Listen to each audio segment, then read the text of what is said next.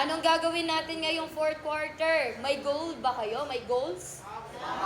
Anong goal nyo ngayong fourth quarter? Tama, gagraduate dapat. Paano ka gagraduate? Anong gagawin mo? Mag-aral ng mabuti. Ano pa? Raise your hand. Raise your hand. Do not answer me in chorus. Yes, Gia.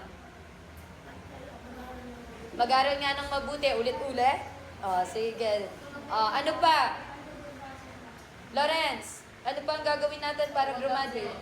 Huwag Ano pa? Huwag mag-cutting. Grade 6 pa lang kayo, may nalalaman na kayong cutting. Ano pa? Ano na? Maging mabait, yan ang pinakamahalaga. Magpakabait kayo.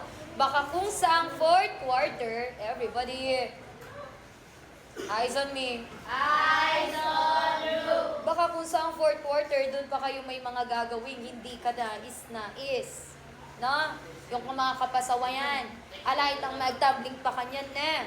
Alam buraot. Alam mag-study. Yang stardy. Walang naglalaro doon. Hindi yun basketball yung pintuan natin. Bullying.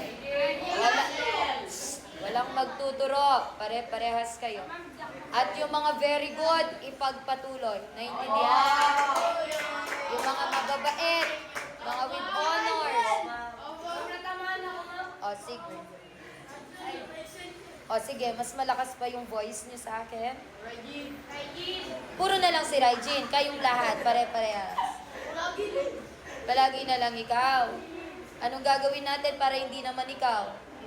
Si EJ. Na? EJ. Tigil na tayo. Sige na. Everybody. 1, 2. Eyes on me. Eyes on you. Go back to your proper seat. Go back to your proper seat. Halika dito, Jupiter.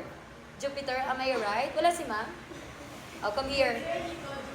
Chomsy. Dito ka sa... Halika dito, anak.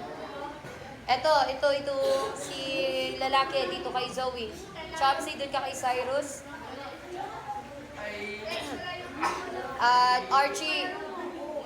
Archie.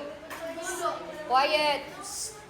Si Adre, hindi pwedeng bigyan ng mga iba't ibang klase ng pagkain at bawal mapagod, bawal daldalan. Naintindihan? Archie, dito kay Arla. Lalaki.